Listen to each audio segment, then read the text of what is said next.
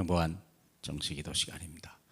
이 시간에 우리가 그냥 엎드리는 것이 아니라 하나님의 임재하심이 체험되어야 되겠고, 그 능력을 우리가 내 것으로 만드는 그런 시간이 반드시 되어야 될 줄로 압니다. 이번 주는 즐거운 현장 캠프, 내 삶 자체가 캠프예요. 그냥 인생 캠프예요. 목적과 이유 있는 인생을 살아가는 거예요. 우리 속에 빛이 있고 우리 안에 생명이 있습니다. 우리 안에 소금이 있습니다. 무슨 말인지 알죠? 그래서 반드시 승리하는 체험을 해라. 먼저 어떤 상황에도 문제가 되지 않는 것. 사도행전 2장 우리 1절로 보시겠습니다. 오순절 날이 미름에 그들이 다 같이 한 곳에 모였더니 호련히 하늘로부터 급하고 강한 바람 같은 소리가 있어 그들이 앉은 온 집에 가득하며 마치 불이 혀처럼 갈라지는 것들이 그들에게 보여 각 사람 위에 하나씩 임하여 있더니 그들이 다 성령의 충만함을 받고 성령이 말하게 하심을 따라 다른 언어들로 말하기를 시작하니라. 그때 경건한 유대인들이 천하가 꾸려와서 예루살렘에 머물렀더라. 사랑하는 여러분, 우리가 진짜 하나님의 임재하심과 성령의 내주하심을 체험하셔야 돼요. 그냥 우리가 겉으로 하지 말고, 많은 사람들이 10년, 20년 힘든 생활을 하면서도 말씀 잘 안 듣고 기도 잘 안 듣고 전도자의 삶을 안 살아갈 때 방향이 틀리면요, 우리 인생이 아무 응답도 없는 사람이 되죠. 어떤 상황에서도 이때 모이면 안 되는 거거든요. 절대 모이면 죽는다고 그랬거든요. 그 예수도 죽였잖아요. 그런데 모였어요. 하나님의 언약을 붙들고 그 하늘의 능력을 받으면 감당할 것이 없죠. 하늘의 능력을 받으면 우리가 더 큰 일을 하는 거죠. 자, 거기 보니까 이 사람들이 방언을 하기 시작하고 하나님의 성령이 막 불같이 임하는 거예요. 그들이 방언을 하고요. 그래서 각 나라 말로 하나님의 큰 일 말함을 듣는 역사가 일어나요. 사랑하는 여러분, 바로 우리 속에 하나님의 영이 완벽하게 임한 거예요. 얼마나 놀라운 얘기입니까?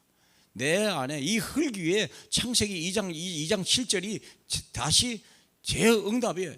재창조 역사가 막 일어나는 거예요. 내 안에 우리가 막 뜨겁게 얘기는 말 못해도 성격이 연한 사람도 있지 않습니까? 그럼에도 불구하고 온전히 하나님 앞에 인도받고 하나님을 위해서 묵묵히 일하는 사람, 또 뜨겁게 베드로같이 말할 수 있고 전도할 수 있고 뭐 그럴 수도 있겠죠. 중요한 건 뭐냐? 내가 최고의 능력을 받았기 때문에 어떤 상황, 어떤 문제, 어떤 사건에서도 흔들리지 않는 사람, 우리는 무너지지 않는 하나님의 나라를 받았단 말입니다. 이런 일이요. 우리 주님은 우리를 세우려 하시는 분이죠. 두 번째, 우리가 볼 때 그러면 우리가 할 일이 하나님의 말씀이 반 성취되는 자리에 살아요.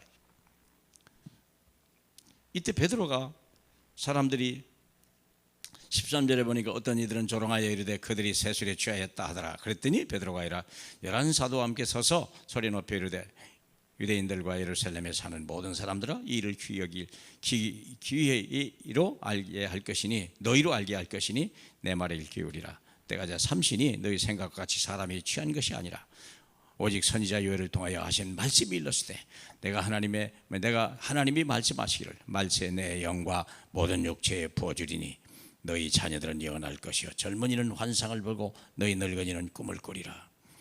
사랑하는 여러분, 우리 속에 성령이 임하면요 늙은이도 소망의 사람이 되고 하나님의 일꾼이 되는 거예요. 젊은이는 아직 어리지만은 미래의 영원을 할 수 있는 능력이 우리에게 있는 거예요. 이것이 우리 렘넌트 사역이요, 우리 후대 사역이요, 노인들이 돼도 우리가 하나님 앞에 갈 때까지요 우리의 말씀을 놓치지 말아야 되고 하나님의 언약을 놓치지 말고 또 끝까지 전도하셔야 될 거 아니겠습니까? 그렇습니다. 그래서 우리 꿈이 있어야 돼요. 우리는 꿈을 가진 사람이에요. 썩어질 꿈이 아니요, 영원한 꿈, 완전한 꿈.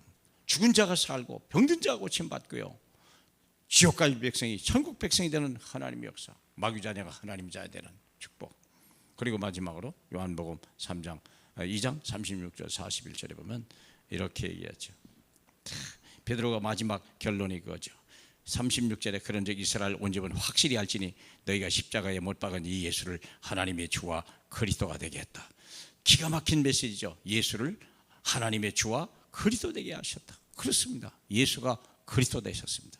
그리 되면 어떤 일이 벌어지냐? 그들이 이 말을 듣고 마음에 찔려 베드로와 다른 사도들에게 물어 이르되 형제들아 우리가 어찌할꼬 하거늘 베드로가 이르되 너희가 회개하여 각각 예수 그리스도 이름으로 세례를 받고 죄 사함을 받으라. 그리하면 성령을 선물이라 받으리라.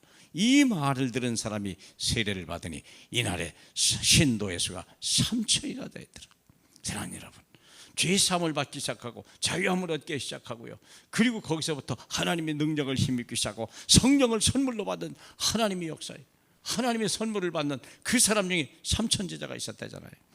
이런 역사가 저와 여러분에게 이 현장에, 그리고 우리의 교회 위에, 섬기는 교회의 모든 교회 위에 하나님의 능력이 일어나야 돼요. 기도하는 자만이 받을 수 있는 것입니다. 우리는 아무것도 못합니다. 그러나 내 안에 오시면 우리는 세상을 변화시키고 세상을 살리고 세상에 하나님 나라를 이룰 때 쓰임받게 되는 것입니다. 저와 여러분이 우리 하나님의 기뻐 쓰시는 하나님의 정으로 자신을 위해 살지 않고 이제 주를 위해 살다가 죽는 하나님의 사람으로 쓰임받을 때, 그러면 하나님이 천대까지 복을 준다고 약속했습니다. 오늘이 바로 그날이 되길 주님의 이름으로 축복합니다. 우리 하나님 아버지 감사합니다. 하나님 말씀을 가까이 하게 하고 기도를 쉬지 말게 하시고 우리 현장에서 날마다 정말 예수가 그리스도라고 말할 수밖에 없는 저희에게 이 시대의 최고의 전도자로 축복해 주옵소서.